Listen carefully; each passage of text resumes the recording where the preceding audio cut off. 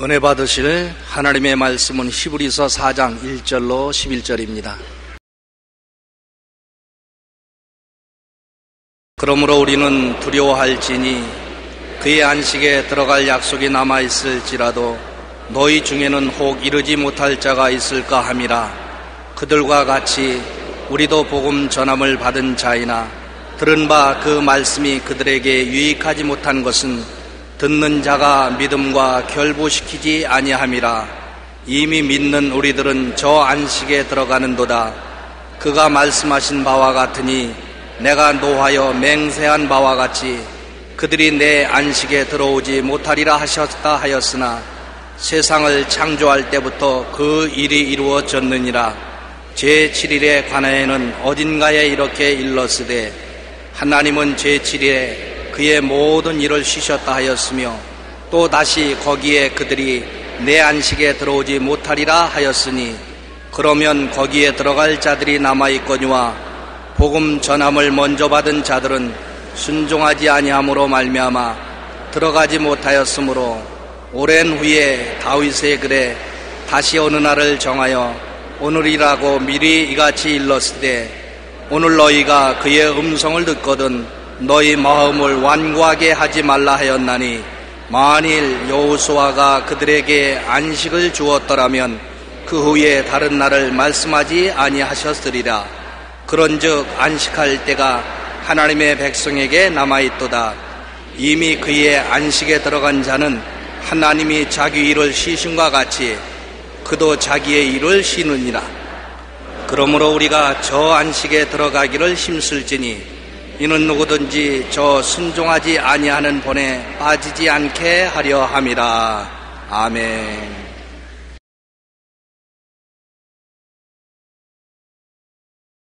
오늘 저는 여러분과 함께 받은 복과 누리는 복이라는 제목으로 말씀을 나누고자 합니다. 제가 시골에서 자랄 때 어른들이 하시는 말씀 중에 이런 말을 종종 들었습니다. 그 사람 고생하여 좀 돈 벌어 새집 짓고 살라 하더니만 그만 죽었네. 참 헐복한 사람 같다. 또 하는 말은 돈 버는 사람 따로 있고 쓰는 사람 따로 있다. 부모가 애써 먹지 않고 입지 않고 돈을 벌어 놓으면 자식들이 흥청망청 써버린다는 것입니다. 우리 신앙생활도 받은 복과 누리는 복이 따로 있습니다. 하나님께로부터 복은 받았으나 누리지 못하는 사람들이 많이 있다는 것입니다. 애굽에서 나온 이스라엘 1세대들이 그와 같았습니다. 야곱이 70명의 가족을 이끌고 요셉이 국무총리로 있던 애굽 고센 땅으로 갔습니다. 그래서 요셉이 국무총리로 있을 동안에는 식사 대접을 받고 엄청난 환대 속에서 이스라엘이 애굽에서 뿌리를 내렸습니다. 그러나 요셉이 세상을 뜨고 요셉을 알지 못하는 다른 임금이 들어서자 이스라엘에 대한 경계령이 내렸습니다. 왜냐하면 이스라엘이 너무나 왕성하여 애굽 땅에서 430년 만에 300만으로 인구가 늘었습니다. 그러니 애굽의 임금이 두려워할 수밖에 없었습니다. 이래서 애굽에서 이스라엘 사람들의 종족을 멸해야 되겠다, 씨를 멸해야 되겠다, 그렇게 작정을 하고 아기를 낳으면 여아들은 살려주고 남자 아기들은 다 죽이라는 특명이 내렸습니다. 그래서 이스라엘 백성들은 남자 아기를 낳으면 애굽의 관원들이 와서 모두 다 죽였습니다. 그런 비극적인 사항들이 그들 속에 있었습니다. 그래서 이스라엘 백성들은 애굽의 임금이 그들을 가혹하게 노동을 시키고 씨를 멸하려고 하니까 그 어려운 절망 가운데서 하나님께 부르짖어 기도했습니다. 출애굽기 2장 24절에 하나님이 그들의 고통 소리를 들으시고 하나님이 아브라함과 이삭과 야곱에게 세운 그 언약을 기억하셨다. 출애굽기 12장 40절로 41절에 이스라엘 자손이 애굽에 거주한 지 430년이라 430년이 끝나는 그날에 야훼의 군대가 다 애굽 땅에서 나왔다고 했습니다. 하나님께서 그들의 부르짖음을 들으시고 모세를 보내어서 강한 손과 편팔로 300만 이스라엘 백성을 해방시켜서 애굽 땅에서 이끌어내어 기적적으로 홍해를 건너게 하고 광야를 지나 적과 꿀이 흐르는 가나안 땅으로 들어오게 했습니다. 그런데 그 300만이 광야 40년 길을 방황하다가 1세대는 한 사람도 남김없이 광야에서 다 죽었습니다. 젖과 꿀이 흐르는 땅을 약속받고 꿈과 희망을 가졌으나 그들은 그 땅에 들어가지 못하고 누리지도 못했습니다. 그들의 자손들만 그 땅에 들어가게 됐습니다. 왜 그랬을까요? 그들은 젖과 꿀이 흐르는 땅을 허락받았으나 몸은 애굽에서 나왔어도 마음은 애굽에서 나오지 못하고 광야길을 걸어가면서 늘 그들 마음속에 불신앙과 불순종을 가지고 우상을 섬기고 하나님을 진노케 했던 것입니다. 그들의 광야길은 엄청나게 험한 길이었습니다. 불볕더위가 낮에는 쬐고 밤에는 너무나 추웠습니다. 천막 생활에 이부자리도 허술하고 의복도 허술했습니다. 광야에는 불뱀도 많고 정갈도 많았습니다. 먹을 것도 풍족하지 못하고 마실 물도 없었습니다. 너무나 고통스러웠습니다.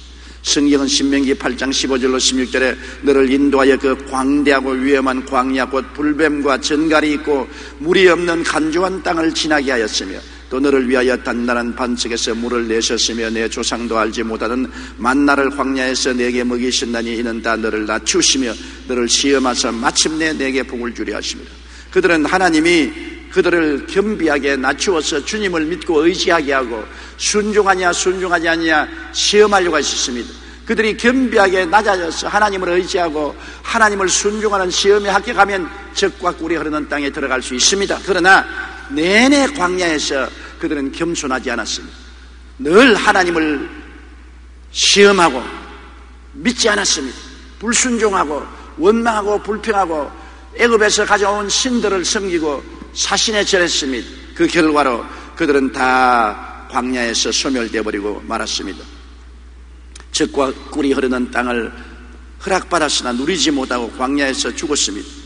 믿지 않고 순종하지 아니함으로 들어가지 못한 것입니다. 하나님이 그 아름다운 땅을 준비해 주셨는데 그들은 다 마음속에 꿈과 희망이 넘쳐 흘렀는데 결국에는 그들 자신 스스로가 잘못해서 못 들어간 것입니다. 하나님이 주신 것도 그 복을 받아 누리지 못했습니다. 왜냐? 그들은 믿지 않았기 때문에. 늘 어려움을 당하면 원망, 불평, 탄식하고 자꾸 옛날로 돌아가자 그렇게 외치고 하나님을 반역하고 거역하며 불순종하고 우상과 사신을 섬겼습니다. 민수기 14장 22절로 23절에 내 영광과 애굽과 광야에서 행한 내 이적을 보고도 이같이 10번이나 나를 시험하고 내 목소리를 청종하지 아니한 그 사람들은 내가 그들의 조상들에게 맹세한 땅을 결단코 보지 못할 것이요 또 나를 멸시하는 사람은 한 사람도 그것을 보지 못하려고 하는 것입니다. 하나님의 이적을 믿지 아니하고 하나님을 멸시한 그들은 하나님께 버림을 당하고 오직 하나님을 순종한 요수아와 갈렙을 따라서 그 후손들은 젖과 꿀이 흐르는 땅에 들어간 것입니다. 이스라엘 300만 백성들 애굽에서 나왔으나 살아서 들어간 사람은 그 세대 중에는 하나님을 믿고 순종한 요수아와 갈렙 두 사람밖에 없었습니다. 그 후손들은 요수아와 갈렙의 인도를 받아서 하나님을 믿고 순종하고 젖과 꿀이 흐르는 땅에 들어가게 된 것입니다. 신명기 1장 39절에 너희가 사로잡히리라 하던 너희의 아이들과 당시의 선악을 분별하지 못하던 너희 자녀들도 그리로 들어갈 것이라 내가 그 땅을 그들에게 주어 산업이 되게 하리라고 말씀하신 것입니다. 오늘 우리는 이것이 우리에게 큰 교훈이 된다는 것을 알아야 되는 것입니다. 예수님의 십자가 대속의 복도 모든 사람에게 은혜의 선물로 값없이 주셨습니다. 하나님이 세상을 이처럼 사랑하사 독생자를 주셨으니 누구든지 저를 믿으면 멸망하지 않고 영생을 얻으라 하는 것입니다. 여기에 조건이 없어요. 이 구원이 우리에게서 나온 것도 아니요 우리의 행위로 얻은 것도 아니요 하나님의 선하심을 쫓아서 은혜의 선물로 주시는 것입니다. 그러므로 은혜의 선물은 우리가 믿고 순종만 하면 받아 누릴 수가 있는 것입니다. 여러분 선물해도 우리가 깜짝 놀란 선물을 받으면 과연 내가 이 선물을 받을 자격이 있느냐 두려워하게 되는 것입니다. 예배를 피라고 나가는 여러분에게 연필 한 자루씩 선물하면 웃으면서 기쁘게 받을 것입니다. 그러나 예배를 피라고 나가는 여러분에게 아파트 한 채씩 준다 그러면 안 믿을 것입니다. 믿을 사람 누가 있어요? 속여도 보통 속이지 않는다. 내가 아파도 한 채를 받을 자격이 있겠는가? 안 믿으려고 합니다. 실제로 아파도 한 채를 준다고 해도 불신앙하고 불순종할 것입니다. 그런데 우리 하나님께서는 아파도 한 채가 아닌 것입니다. 엄청난 축복을 우리에게 값없이 은혜의 선물로 주신다고 하니까 사람들이 고개를 갸우뚱하고 정말 그럴까? 그렇게 생각하는 것입니다. 우리가 예수님의 십자가의 복을 생각해 봐야 되는 것입니다. 예수님은 십자가를 통하여 우리에게 5가지의 넘치는 복을 주셨습니다. 아무런 대가 없이 우리의 행위의 조건이 붙지 않은 복인 것입니다. 우리를 일생을 지은 죄에서 해방시켜 주시고 용서해 주시고 의롭다 하는 자격을 주시고 하나님 영광을 값없이 주시겠다. 심상하게 들립니다. 가슴에 찡 닿아오지 않습니다. 도대체 어떻게 되었기에 아무 조건 없이 죄를 용서하여 주시고 의롭지 못한 나를 하나님처럼 의롭다고 하시고 영광을 주시겠다. 심상하게 들리는 것입니다. 그러나 이것이 진짜인 것입니다.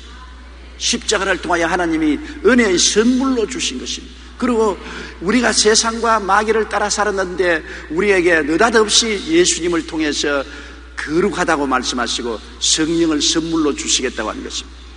내가 어떻게 거룩하냐? 생각이 거룩하지 못하고 말이 행동이 거룩하지 못한 세속된 인간에게 나를 거룩하다고 하시고 나에게 성령을 선물로 주신다.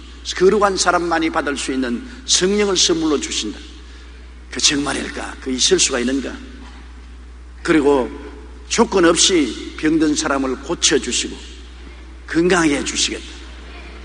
하나님이 믿기만 하면 건강과 치료를 허락해 주시겠다. 넘치는 은혜인 것입니다. 그 다음엔 누구든지 오면은 아담으로부터 상속받은 저주를 제하여 주겠다. 우리의 생활에 가시와 은극기를 제하여 주겠다. 내 가시밭 인생길을 정하여 주시고 우리가 축복의 발걸음을 걸어가게 만들어 주시겠다. 조건 없다. 행위로 말미암아 된 것 아니다. 믿음으로 조건 없이 예수님의 십자가를 통하여 축복의 길을 허락해 주겠다. 가시밭길에서 나와서 축복의 길로 들어서게 해주겠다. 이야, 그거 정말 엄청난 소식인데 그럴 수 있을까? 또 거기에다가 우리가 죽었다가 그리스도와 함께 부활하사 성천에서 하늘에 형언할 수 없는 영혼이 있을 곳을 주시겠다. 들으면 들을수록 너무나 기가 차서 도저히 상상을 초월합니다.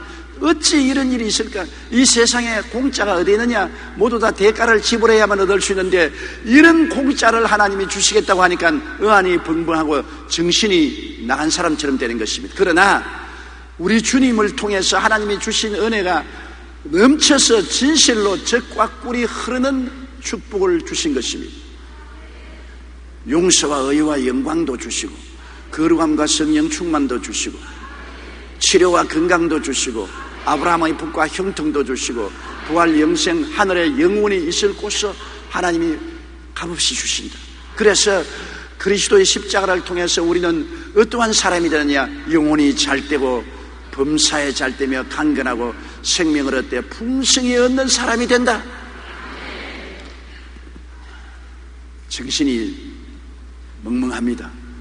이 세상에 하나님은 우리에게 새로운 지위를 주셔서 이제는 택한 사람으로 특별한 삶을 살게 해주시고 왕같은 제상으로 삼아서 왕으로서의 마귀와 흑암의 권세를 다 짓밟고 내어 쫓고 제상으로서 하나님이 특별히 명하사 하나님 가까이 와서 살고 하나님을 섬길 수 있는 자격을 주시고 거룩한 나라로 만들어서 하나님이 직접 다스리게 해주시고 하나님의 소유된 백성으로 만들어 주어서 하나님 품 안에 살게 만들어 주시겠다.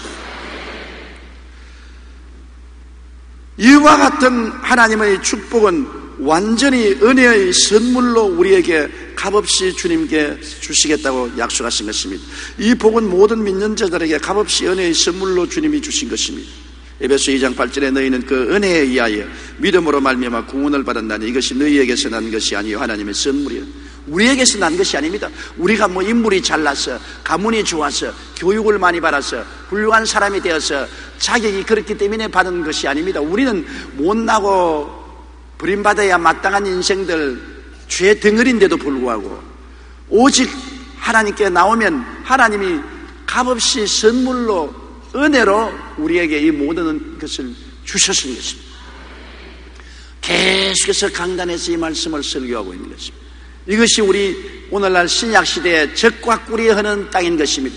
구약시대 성도들에게 젖과 꿀이 흐르는 땅을 주셨다고 하지만 광야에서 그들은 은혜를 받았으나 누리지 못하고 다 죽은 것처럼 오늘날 광야 같은 인생길을 사는 우리들에게 젖과 꿀이 흐르는 오중보험과 삼중축복과 사중지위를 주님께서 허락하여 주셨습니다. 우리는 다 하나님의 축복의 언약을 받은 사람들인 것입니다. 예수 믿는 사람은 이미 복받은 사람이고 복 속에 살아야 되겠는데 그 복을 누리지 못하는 사람이 많이 있습니다. 그래서 이브리서 4장 1절로 3절에 그렇게 경고한 것입니다. 그러므로 우리는 두려워할지니 그의 안식에 들어갈 약속에 남아있을지라도 너희 중에 혹 이르지 못할 자가 있을까 함이라. 그들과 같이 우리도 복음 전함을 받은 자이나 들은 바 그 말씀이 그들에게 유익하지 못한 것은 듣는 자가 믿음과 결부시키지 아니함이라. 이미 믿는 우리들은 저 안식에 들어가는도다. 그러면 우리가 하나님이 우리에게 주신 복을 누리기 위해서 무엇을 어떻게 해야 될까요? 이스라엘 백성들은 광야에 나온 1세대는 다 복을 받았으나 누리지 못하고 죽었습니다. 헐복한 사람들인 것입니다. 2세대들이 들어갔습니다. 오늘날도 예수 믿고 주 안에 들어온 수많은 그리스도 신자들이 이 세상에 살면서 하나님의 넘치는 복인 오중복음과 삼중축복과 사중지위를 받았으나 누리지 못하고 광야 생활하다가 천당에 들어가는 사람이 많습니다. 이 땅에 살 동안에 가시밭 은극기에 피투성이가 되면서 헐벗고 굶주리며 낙심하고 탄식하며 살다가 겨우 턱걸이로 천당행을 하는 사람이 많습니다. 복을 받았으나 누리지 못하면 얼마나 비참한 일인 것입니까? 우리는 복도 받고 또 누릴 수 있어야만 되는 것입니다. 그 복을 누리기 위해서 우리는 하나님의 정하신 조건에 응해야 되는 것입니다. 하나님이 값없이 주는 복을 어떻게 누릴까요? 첫째로 하나님의 복을 믿어야만 되는 것입니다. 이스라엘 백성들은 하나님의 복을 믿지를 않았습니다. 복을 받았으나 그들이 광야를 지나면서 어려운 역경에 부딪힐 때마다 하나님을 믿지 않고 환경을 바라보고 감각을 의지하고 인간 느낌대로 불신앙하고 불평하고 원망하고 탄식했습니다. 여러분, 우리가 주신 복은 믿음을 통하여 우리의 생활 속에 나타나는 것입니다. 자연적으로 나타나는 건 아닙니다. 환경은 여전히 서산하고 어렵습니다. 비바람이 칩니다. 내가 감각으로 느낄 때 괴로움이 꽉 들어차고 도저히 절망적인 것 같습니다. 그러나 그 가운데서 나는 하나님의 복을 약속받은 사람인 것입니다. 그러므로 하나님의 복을 믿어야 돼요. 제자들이 밤바다에 배를 타고 가는데 파도가 치고 바람이 불고 캄캄했습니다. 근데 예수님이 물으러 걸어오시지 않아요. 사람들은 다 유령이라고 해서 고함을 치고 놀라서 벌벌 떨었는데 베드로가 말했습니다. 주님이시거든 나로 물으러 오게 하소서. 주님이 오라고 하시죠. 베드로가 배에서 나와서 캄캄한 파도 이런 밤바다 위를 걸어가는데 환경이 달라진 건 아닙니다. 밤바다는 여전히 소용돌이 치고 파도 치고 물고래는 쳤습니다. 요란한 파도 소리는 들렸습니다. 그럼에도 불구하고 그는 파도 위를 밟고서 예수님을 향해서 걸어갔습니다. 그것이 믿음인 것입니다. 환경이 변한 것이 아닙니다. 느낌이 변한 것이 아닙니다. 감각이 변한 것이 아닙니다. 베드로는 믿음을 사용한 것입니다. 믿음으로서 예수님을 향하여 걸어간 것입니다. 놀라운 일인 것입니다. 아무것도 변한 것이 없습니다. 그런데 베드로가 그만 눈을 들어 예수님을 바라보지 아니하고 파도와 바람을 바라보자 믿음을 놓쳐버렸습니다. 믿음을 놓치자마자 그는 물에 빠져들어가기 시작한 것입니다. 바다가 변해서 빠져들어간 것도 아니고 바람이 변해서 빠져들어간 것도 아닙니다. 감각이 느낌이 변해서 빠져들어간 것이 아닙니다. 또 그대로입니다. 똑같은 바다, 똑같은 파도, 똑같은 바람소리, 물보라가 쳤는데 전에는 믿음을 활용하니까 그 바다 위를 걸어가시나 믿음 줄을 놓아버리니까 물에 빠져 들어갔습니다. 주여 내가 죽겠나이다 고함을 치니 예수님께서 붙잡아 베드로를 이렇게 하면서 믿음이 적은 자여 왜 의심하였느냐. 여러분, 우리의 환경이 변화되도록 기다리면 안 됩니다. 우리의 감각이 변화되도록 기다리면 안 되는 것입니다. 느낌이 내가 잘 될 것이라고 느낄 때까지 기다리는 것이 아닙니다. 우리가 사는 것은 믿음으로 사는 것입니다. 하나님의 축복은 믿음으로 주시는 것입니다. 우리의 현재 오중복음, 삼중축복, 사중치유는 믿음으로 주신 것이기 때문에 내가 주님을 바라보고 믿으면 이것이 나를 통해서 이루어지는 것입니다. 환경을 통해서 이루어지는 것이 아닙니다. 감각을 통해서 이루어지는 것이 아닙니다. 나의 믿음을 통해서 이루어지는 것입니다. 울어도 못하네, 힘쓰도 못하네, 참아도 못하네, 믿으면 하겠네요. 어떻게 믿어요? 우리에게는 다 믿을 수 있는 힘을 하나님이 주셨습니다. 믿음이 없는데 주님 믿으라면 그건 헛된 소리 아닙니까? 여러분과 저는 예수를 구주로 모실 수 있는 믿음을 주셨고 또 신앙생활할 수 있는 믿음을 주셨습니다. 그러므로 우리를 예수님을 바라보고 믿기만 하면 이 세상의 흠나는 바다 위를 걸어갈 수 있게 되는 것입니다. 물에 빠질 것이 아니라 물 위로 걸어갈 수 있는 것입니다. 인생의 고난의 파도를 밟고 지나가며 오중보험과 삼중축복과 사중치유를 누릴 수가 있는 것입니다. 첫째도 믿음, 둘째도 믿음, 셋째도 믿음. 믿으면 저 안식에 들어가는 것입니다. 이스라엘 백성들이 광야에서 광야를 바라보고 감각을 의지하고 느낌으로 반발하고 믿지 않았기 때문에 하나님의 젖과 꿀이 흐르는 동산에 들어가지 못한 것입니다. 그러므로 우리는 믿음으로 살아야 되는 것입니다. 나의 의인은 믿음으로 말미암아 살리라. 뒤로 물러가면 내 마음이 저를 기뻐하지 아니하라 했습니다. 물러가면 안 됩니다. 믿음으로 나아가야 되는 것입니다. 둘째로 우리가 복을 누리기 위해서는 옛사람의 삶을 이기는 세상과 죄를 회개하고 버려야 되는 것입니다. 옛사람은 인간 중심으로 내 수단과 방법과 능력으로 세상을 의지해서 살았지 않습니까? 세상을 버려야 되는 것입니다. 예수님 말하기를 사람이 떡으로만 살 것이 아니요 하나님 입으로 나오는 모든 말씀으로 살 것이니라. 이제 우리는 말씀으로 사는 세계에 들어온 것입니다. 말씀으로 살아요. 떡으로 살지 않습니다. 이스라엘 백성이 애굽에 있을 때는 농사 짓고 인간으로 수고해서 떡을 구해서 먹고 살았으나 광야에 들어와서는 농사 지을 밭도 논도 없고 곡식 종자를 뿌릴 만한 종자도 없고 기후와 환경이 농사 지을 처지도 못 되고 밤낮 천막 생활에 옮겨가는데 어디에 떡을 구할 수 있습니까? 그들은 이제 생활이 달라져야 됐습니다.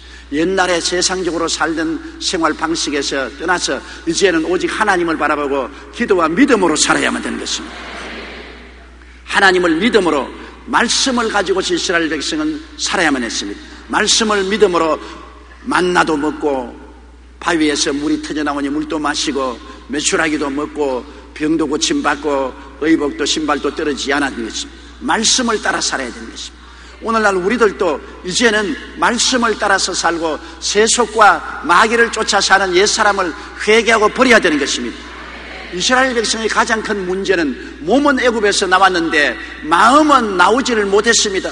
몸은 젖과 꿀이 흐르는 동산을 향하여 걸어가면서 마음은 늘 애굽의 옛생활에 연연하여 애굽의 우상과 사신을 바라보고 애굽의 불순종과 불신앙을 바라보고 살았던 것입니다. 이게 문제인 것입니다. 여호수아 24장 14절에 그러므로 이제는 야훼를 경외하며 온전함과 진실함으로 그를 섬기라. 너희 조상들이 강 저쪽과 애굽에서 섬기던 신들을 치워버리고 야훼만 섬기라. 세상을 섬기지 말고 하나님만 섬기는 삶을 살아야 되는 것입니다. 그 나라와 그 의를 먼저 구하라. 그리하면 이 모든 것을 너희에게 더하시리라. 세상이 사는 방식하고 틀립니다. 세상은 세상과 세상 나라를 먼저 구하지만은 우리가 예수 믿고 난 다음에는 하늘나라와 하나님의 의를 먼저 구하고 하나님을 먼저 섬기고 살면은 그 다음 일은 하나님이 돌보아 주시는 세계 속에 살고 있는 것입니다. 신기한 삶입니다. 이 세상 속에 들어와서 적응하기가 참 어렵습니다. 자꾸 사람들은 이 세상과 세상을 섬기려고 하는 것입니다. 우리는 철저히 세상과 세상을 버려야 되는 것입니다. 세상과 죄를 회개하고 버리고 그 나라와 그 의를 먼저 구하며 살아야 됩니다. 언제나 하늘나라 중심으로 하나님을 먼저 섬기는 그런 삶을 살아야 되는 것입니다.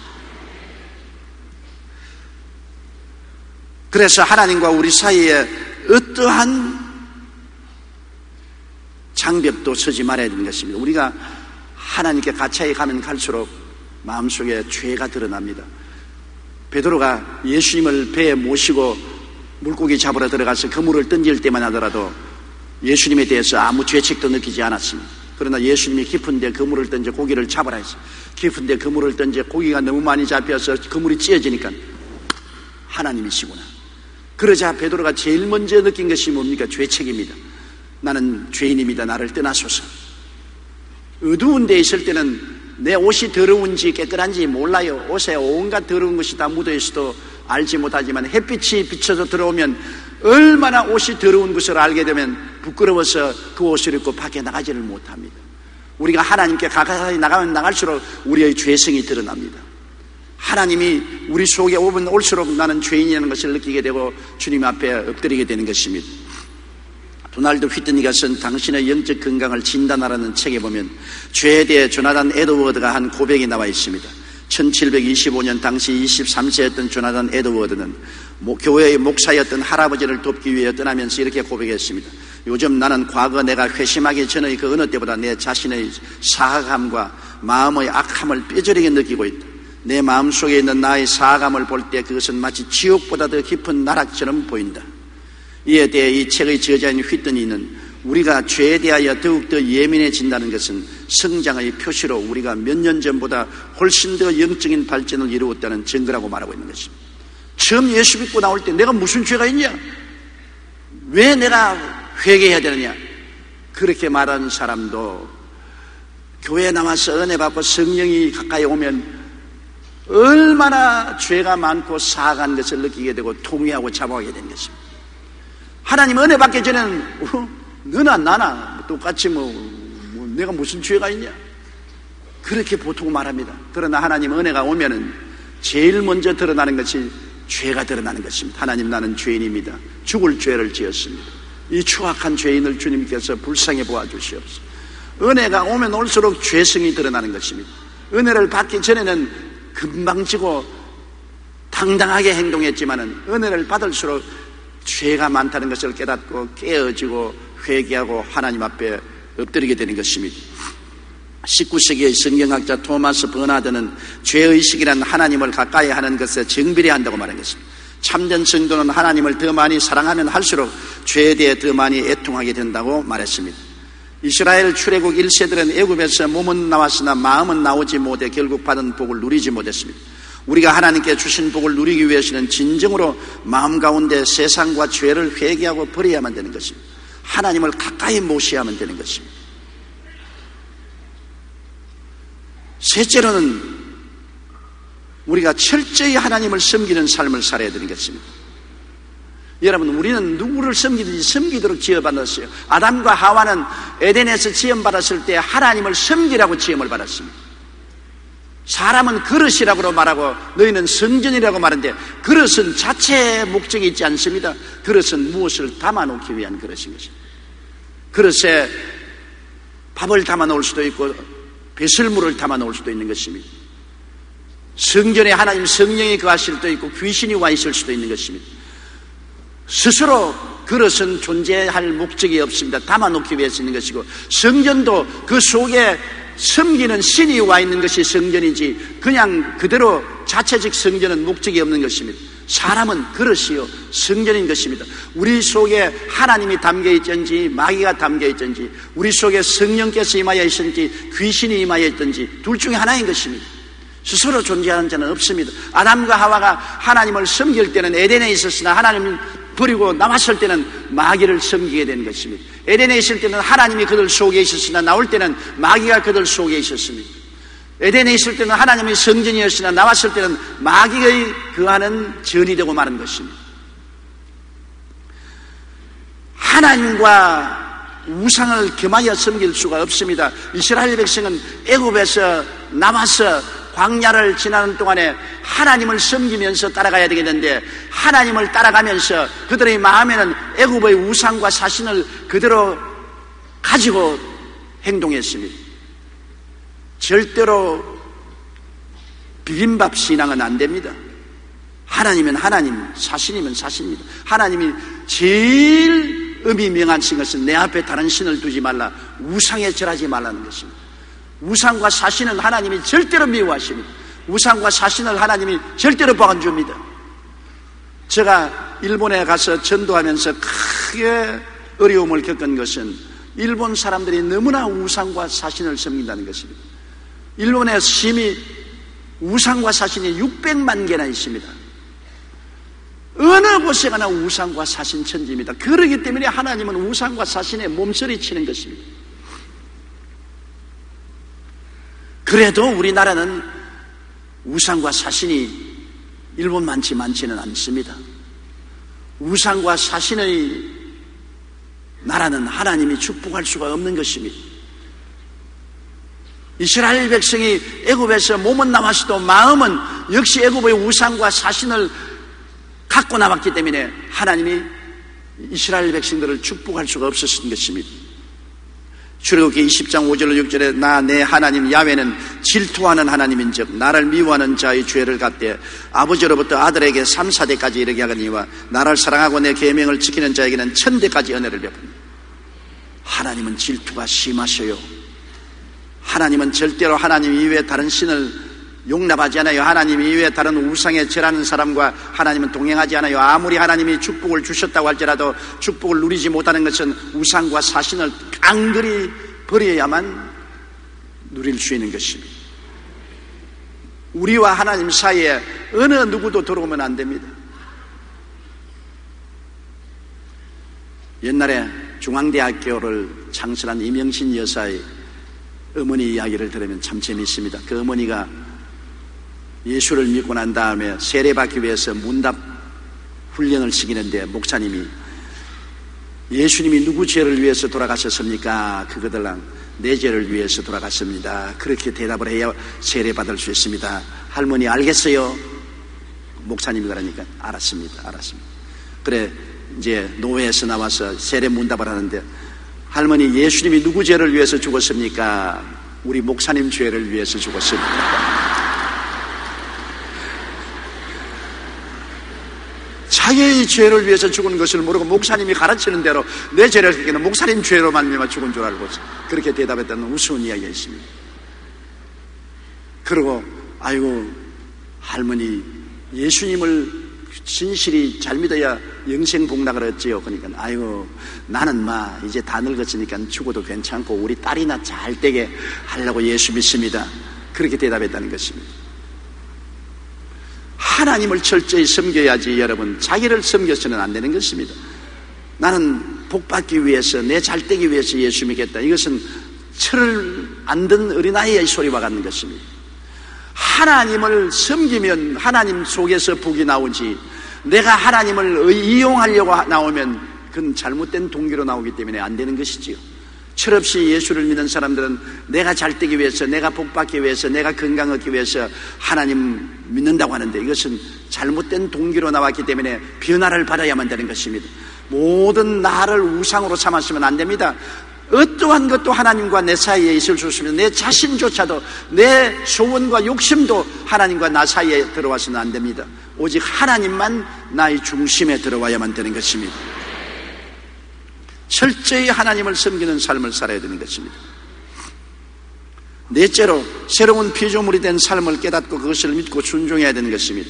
내가 그리스도 안에 있으면 하나님의 은혜로 새로운 피조물이 되었다는 것을 알아야 됩니다. 고린도전서 5장 17절에 누구든지 그리스도 안에 있으면 새로운 피조물이라, 이전 것은 지나갔으니 보라 새 것이 되었도다. 내가 예수 믿기 전에 나는 지나가 버리고 예수 믿고 난 다음 나는 새로운 피조물이 되었다. 새로운 인격, 새로운 자화상, 새로운 지위를 얻은 사람이 되었다. 이것을 철저히 깨달아 알아야 되는 것입니다. 자기가 누군지 모르는 사람이 어떻게 복을 누릴 수가 있습니까? 여러분, 새로운 피조물이 된 자기 자신을 알아야 돼요. 나는 예수 그리스도를 바라보고 변화된 것을 알아야 돼요.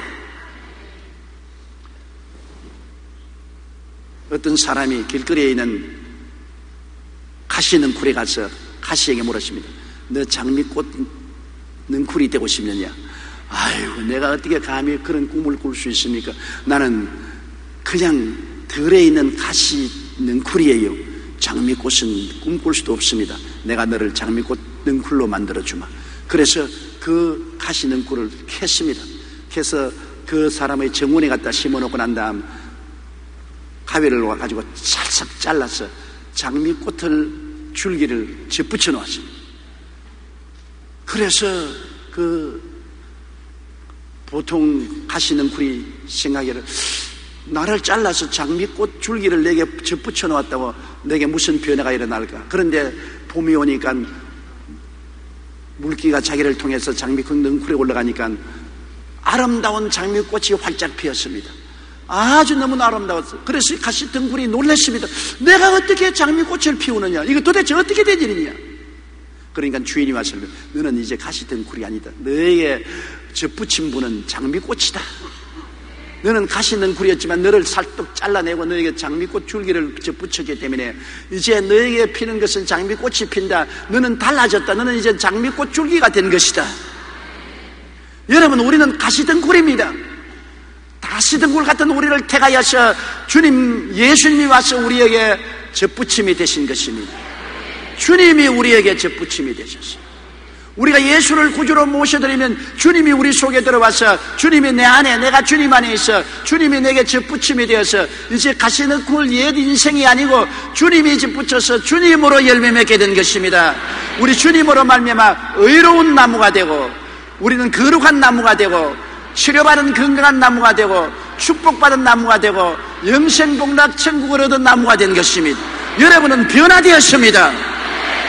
옛 사람이 아닙니다. 그리스도에게 들어와서 접붙임을 받아 새 사람으로 변화되었습니다. 이제 여러분이 맺는 열매는 의의 열매요, 거룩한 열매요, 치료와 건강의 열매요, 축복과 풍요의 열매요, 영생복락 천국의 열매가 맺어지는 것입니다.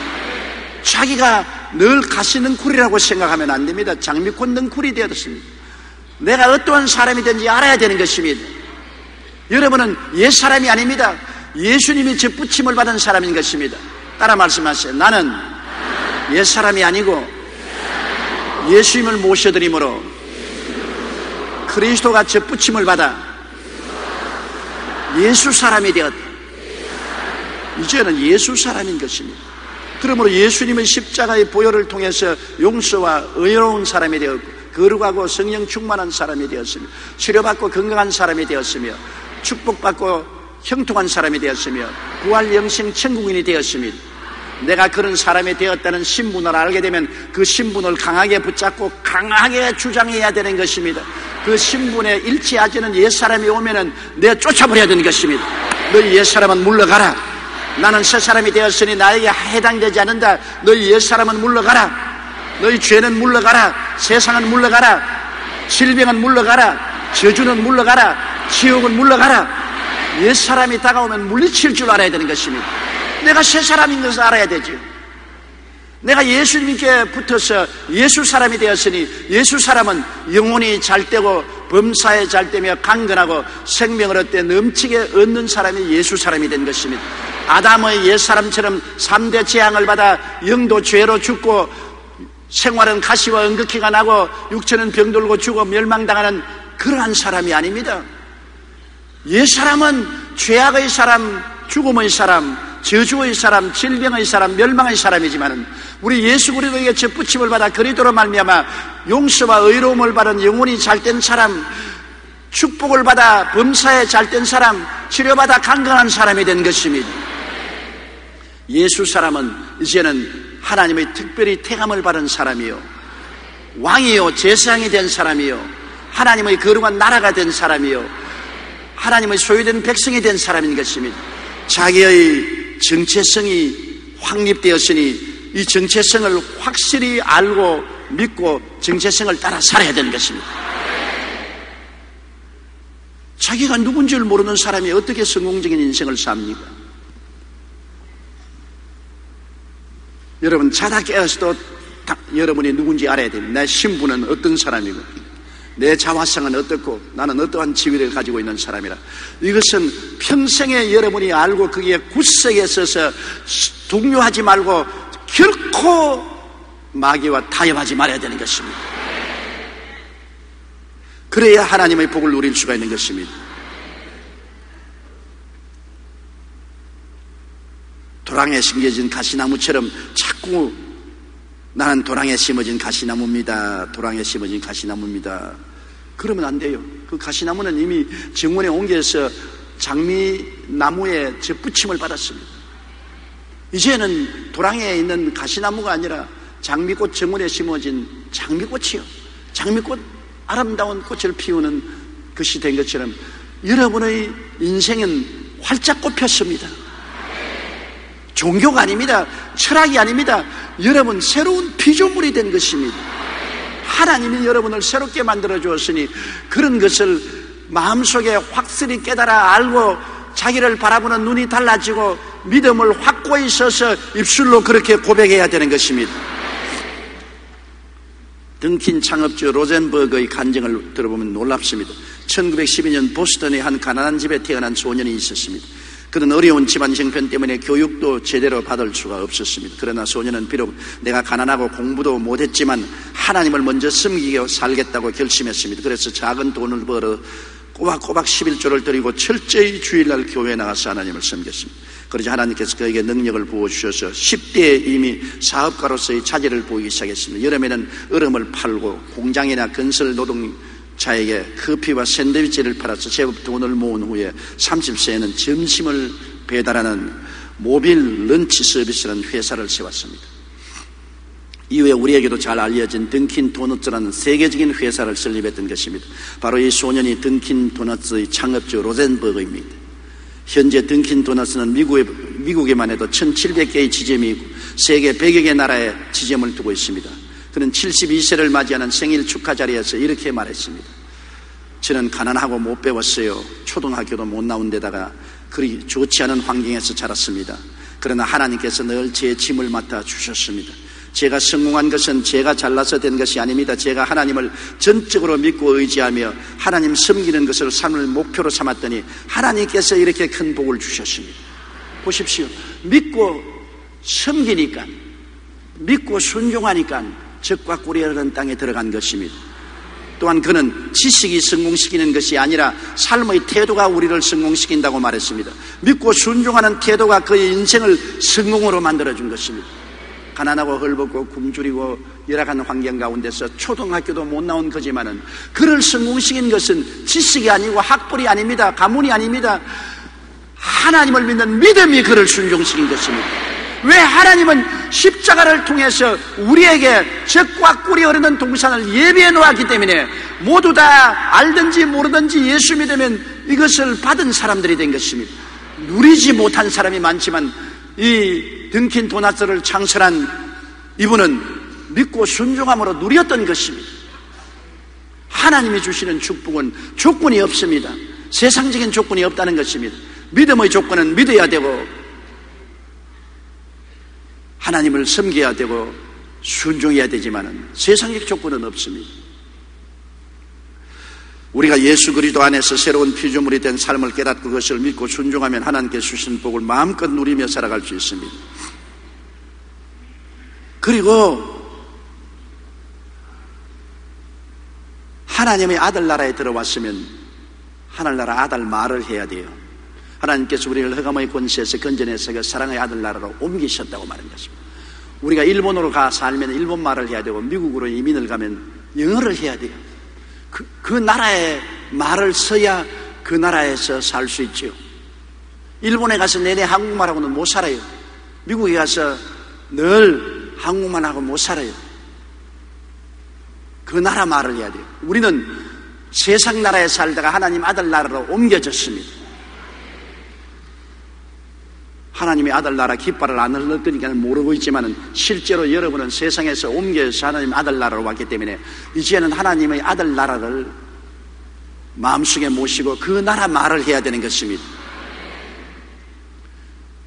사람은 말을 따라 삽니다. 세상 말을 하면 세상 따라 살고 하늘나라 말을 하면 하늘나라 말을 따라 사는 것입니다. 땅에서 매면 하늘에서 매이고 땅에서 풀면 하늘에서도 풀리는 것은 말로서 매고 푸는 것입니다. 골로새 3장 16절로 17절에 그리스도의 말씀이 너희 속에 풍성히 그하여 모든 지혜로 피차 가르치며 권면하고 시와 찬송과 신령한 노래를 부르며 감사하는 마음으로 하나님을 찬양하고 또 무엇을 하든지 말에나 일에나 다 주 예수의 이름으로 하고 그를 힘입어 하나님 아버지께 감사하라. 말에나 일에나 다 예수 그리스도 안에서 말해야 되는 것입니다. 우리가 성경을 열심히 공부하고 읽는 것은 하늘나라 지식과 하늘나라 말을 배우는 것입니다. 하늘나라 지식으로 우리 마음을 충만히 채우고 하늘나라 말을 해야 되는 것입니다. 하늘나라식으로 말을 해야지 세상식으로 말을 해서는 안 되는 것입니다. 잠언 18장 21절에 죽고 사는 것이 혀의 힘에 달렸나라. 잠언서 6장 1절에 내 입의 말로 내가 얽혔으며 내 입의 말로 인하여 잡히게 되었느니라. 로마서 10장 10절에 사람이 마음으로 믿어 의에 이르고 입으로 시인하여 구원에 이르느니라. 로마서 4장 17절 그가 믿은 바 하나님은 죽은 자를 살리시며 없는 것을 있는 것까지 부르시는 하나님이시라고 말씀한 것입니다. 성공학으로 유명한 나폴레온 힐은 마음은 무엇을 믿든지 그 믿음대로 해낸다고 말했습니다. 마음으로 믿고 입으로 시인하면 그 일이 그대로 이루어진다는 말인 것입니다. 마음을 열어주는 101가지 이야기로 베스트셀러 작가가 된 마크 빅터 한센과 잭 캔필드는 책을 내면서 150만 부 이상 팔릴 것이라고 입술로 계속해서 선포했습니다. 그 결과 이 책은 1년 만에 미국에서만도 150만 부가 팔렸고 그 후로도 오랫동안 뉴욕타임스 베스트셀러 1위를 기록했습니다. 시카고의 이안 그룹 회장 W. 클레멘트 스톤은 매일 아침 직원들을 모아놓고 난 다음에 3가지 말을 하게 했습니다. 나는 오늘 기분 좋다. 나는 오늘 건강하다. 나는 오늘 너무 멋있다. 여러분도 한번 따라 말씀해 주십시오. 나는 오늘 기분 좋다. 나는 오늘 건강하다. 나는 오늘 너무 멋있다. 교회도 아닌 평범한 회사의 회장이 매일 직원들을 데려다 놓고 이 말을 입으로 시인하게 했었습니다. 그는 이 3문장의 말로 수십만 명의 사원들을 훈련시켜 대그룹으로 성장할 수 있게 했고 경제적으로 큰 성공을 거두었습니다. 당신이 실수할 때라는 책으로 널리 알려진 웨인 다이어 박사 역시 책을 출판하기 오래전부터 동료 교수들에게 나는 베스트셀러 작가가 될 것이라고 말했습니다. 사람들은 그 말을 듣고 비웃었지만 현재 그는 명실공히 5,800만 부의 판매 부수를 기록한 베스트셀러 작가가 되었습니다. 인디아나 주의 노틀담 팀의 명감독 루 홀츠는 자기의 선수들을 보고 항상 우리 챔피언이라고 부른 결과에 최하위 팀을 2년 만에 우승팀으로 이끌려놓고 말한 것입니다. 여러분, 말의 위력은 이처럼 놀랍습니다. 하나님께서 우리가 땅에서 매면 하늘에서도 매이고 땅에서 풀면 하늘에서도 풀리는 놀라운 말의 능력을 허락하여 주신 것입니다. 그러므로 우리는 성경 말을 해야 되며 하나님의 언약의 말씀을 늘 말해야 되는 것입니다. 부정적이고 파괴적이고 절망적인 말을 하지 말아야 되는 것입니다. 하나님의 약속의 말씀에 서서 눈에는 아무 증거 안 보이고 귀에는 아무 소리 안 들려도 말씀을 입으로 고백해야만 되는 것입니다. 미국 콜로라도주 스프링필드 근처에는 지형이 높고 아주 험한 고갯길이 하나 있었습니다. 어찌나 길이 험해 보이든지 이곳을 지나가는 차들은 그 지형만 보고도 지레 겁을 먹고 돌아서기가 일쑤였습니다. 이 고갯길은 도시를 잇는 요충지였지만 사람들이 왕래를 끓이는 탓에 나중에는 폐쇄 위기까지 처했습니다. 그런데 언제부턴가 이 고갯길 입구에 Yes, you can, 당신도 할 수 있다는 팻말이 세워졌습니다. 고갯길을 지나야 할 운전사들이 이 입구에 다가오면 가장 먼저 그 팻말이 눈에 띄기 때문에 그는 그 팻말을 읽습니다. 운전대를 잡고서 이 고갯길을 갈까 말까 너무나 무서운 낭떠러지를 계속 지나서 가야 되기 때문에 겁이 나서 벌벌 떠는데 그 팻말을 읽습니다. Yes, I can. 그래, 나도 할 수 있다. 나도 할 수 있다. 몇 번만 그것을 읽으면은 그만 운전기사들이 용기와 힘을 얻고 그 차를 이끌어서 그 고갯길을 사고 없이 지나가는데 평탄한 길에서 수없이 사고가 나지만 그때 이후로 그 고갯길에서 사고가 한 번도 안 났다는 것입니다. 모든 차를 모는 사람들이 그것을 보고 입으로 시인합니다. Yes, I can. 물론 나도 할 수 있다. 나도 할 수 있다. 할 수 있다고 하니까 그 말이 하나님의 능력이 되어서 그들은 고갯길을 평탄하게 건너가서 사고 없게 도달할 수 있는 것입니다. 우리 믿는 자들도 이 땅에서 우리에게 주어진 복을 받아 누리기 위해서는 먼저 새 말을 하고 새 노래를 불러야 합니다. 믿는 자는 능치 못할 일이 없다고 성경은 말씀하고 있는 것입니다. 말씀에 의지해서 땅에서 매면 하늘에서도 매이는 것입니다. 다 같은 이스라엘 백성이라도 일생을 광야에서 살다 죽은 자들이 있고 또 젖과 꿀이 흐르는 가나안 땅에서 살은 이스라엘 백성도 있습니다. 그리스도인도 예수님의 십자가 대속의 은혜를 풍성히 누리는 목장에서 생활하는 자도 있고 반대로 믿고 구원은 받아서도 일평생 광야 생활을 하는 자도 있습니다. 그 책임은 하나님께 있지 않고 성도 개개인에게 있습니다. 복은 하나님이 주셨는데 우리는 책임을 다해야 그것을 누릴 수가 있는 것입니다. 다 같이 고개 숙여 기도드리겠습니다. 하나님 우리 아버지여, 주님께서 젖과 꿀이 흐르는 땅을 받아주셔도 누리지 못한 이스라엘 백성이 있는 것처럼 오늘날에도 오중복음, 삼중축복, 사중지위를 주셨어도 누리지 못하는 성도들이 너무나 많습니다. 오늘 아버지 하나님, 우리 성도들은 이 젖과 꿀이 흐르는 하나님의 은총과 축복을 다 누리며 신앙생활을 하다가 천당 가게 도와주시옵소서. 예수님 이름으로 기도드리옵나이다. 아멘.